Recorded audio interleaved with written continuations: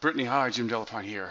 I want to give you some video feedback here, and I want to work pretty much with the text. So I'm going to just hide what you have here and work with this text here. All right, so I just want to show you what you can do because the text that you had just didn't fit. It looked like it was being forced in there. So let's see how much we can have more fun with this. All right, so I'm going to take this text here, Fred, and I'm going to hit Control T, and I'm going to scale this up, and I'll make it really big, and then hit Enter. Now what we can do is this, and forget about the color.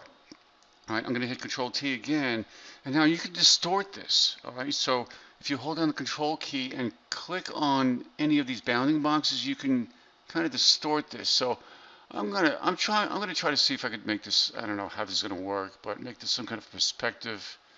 Actually, I can't even imagine how the heck this is gonna work. Let's see here. I don't know. Let's see if I can drag this out here. And I don't know. This is not.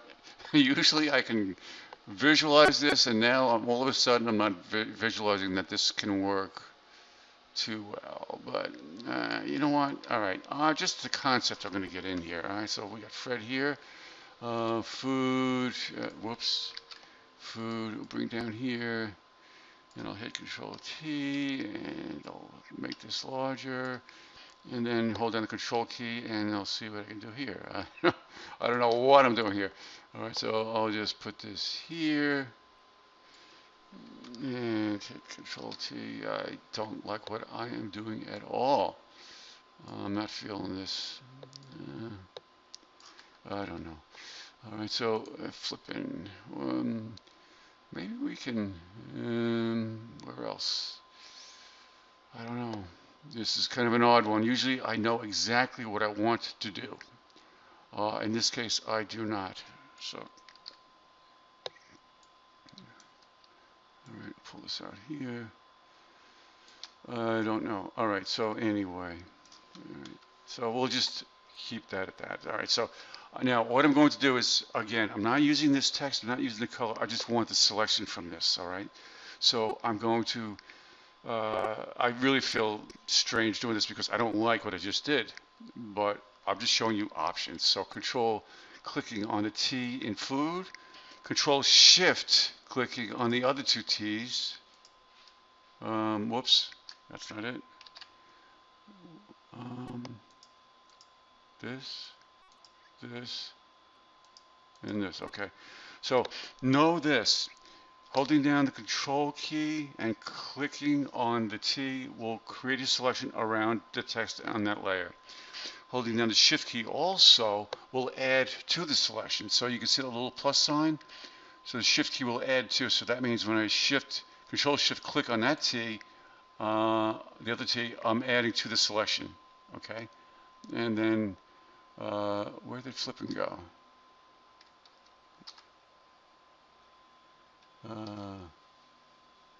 Oh, I got that. Flipping right here. Okay. All right. So all I wanted is the selections. I'll now hide these text layers and go down to the background image here. And now what I'm going to do is hit Control J. It's going to copy from this active layer what's in that selection to the layer above, which means we can then edit that. So Control J. All right. So now we have what was in that selection copied to the layer above.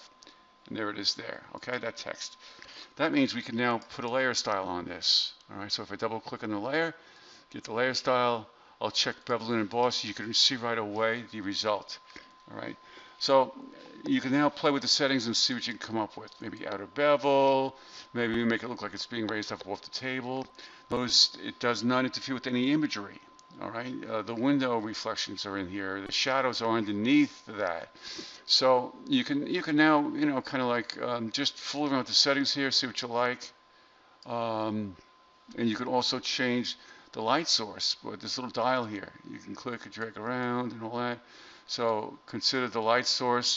This looks like it's kind of going into the table. So the light source is now coming from like the window here, right? So the shadow would be on this side. So that would raise this up off the table. You can also fool around with maybe color overlays. You know, pick a color. I don't know, maybe sample the, I don't know, the tan here. Whatever you'd like to do, all right? You don't have to apply a color overlay. It's up to you. I want you to have fun and experiment with this, all right? So the last thing I want to talk about is the fact that I want this toaster, I want to give a little more action to this. So let's take this toaster, you Control T, and all I want to do is rotate this a little bit, okay? So when I put Control T, that puts a selection around the entire original image, okay, not around just the toaster, all right, because that image comes up here. We have the layer mask here. So now I'm going to rotate this, but I want to rotate it around this point right here. So I'm going to drag this center point down to right about here. And now when I rotate it, it'll rotate around that center point. So be aware of that, okay? So I'll just bring this down, I don't know, to here, okay? Let's say it's right here. Then I'll hit enter.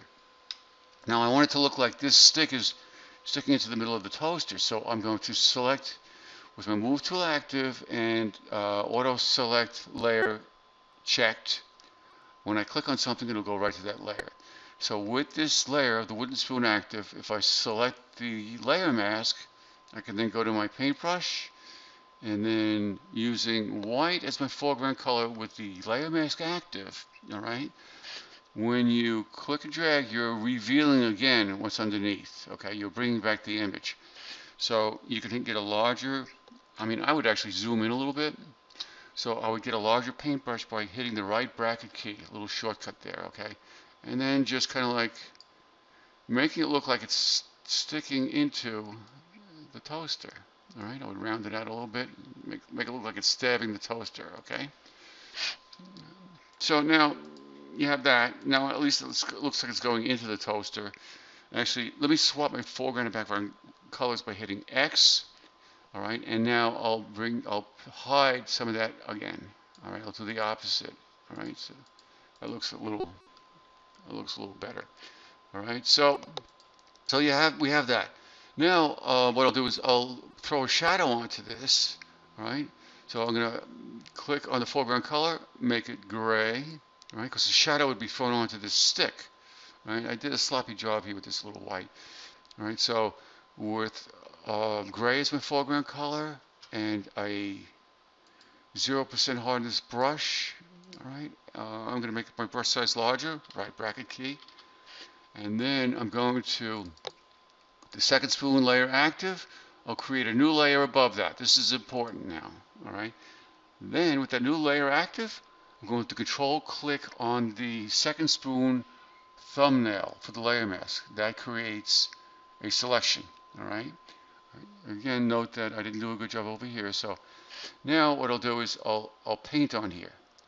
So what I'm doing is simply painting with gray, which looks terrible, right? It's basically putting paint on top of this. But if I change that layer mode to multiply, it's now a true shadow.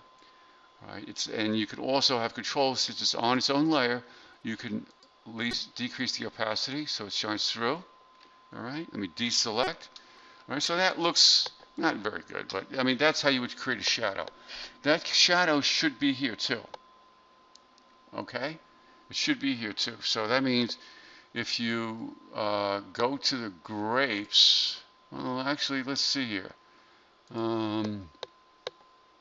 No, you would need to go to the grapes layer, control click on the grapes outline. Oh no, that's not true there. But throwing a shadow under here is what you want. So how would I do? Let's see here. This is what I want. So if I control click on the thumbnail for the black brush layer, that puts a selection around it. And then on layer 15 where the shadow is, that's where I'd paint. All right, so this selection is containing that shadow. All right, see? So now it looks like the spoon's going underneath the grapes. All right? All right, so I'm going to stop right there. I hope that helped, and I wish you the very best of luck. Okay? Thanks. Bye. Also, one more thing. You have to create an adjustment layer that is a clipping mask. Oh, you got it right here. That's not an adjustment layer. No, no, no, no, no. What you need to do is, let's say you have any layer, all right? Let's say this here, all right, the toaster. I'll now go down here, click, select I'll use saturation because it'll change the color. Levels is usually what you'd want, but actually the grapes is the best one because that looks a little weird. You see that? That's just an image. It's not an adjustment layer. That's a clipping mask. It's a clipping mask, but so click here, and I will go to use saturation for the grapes.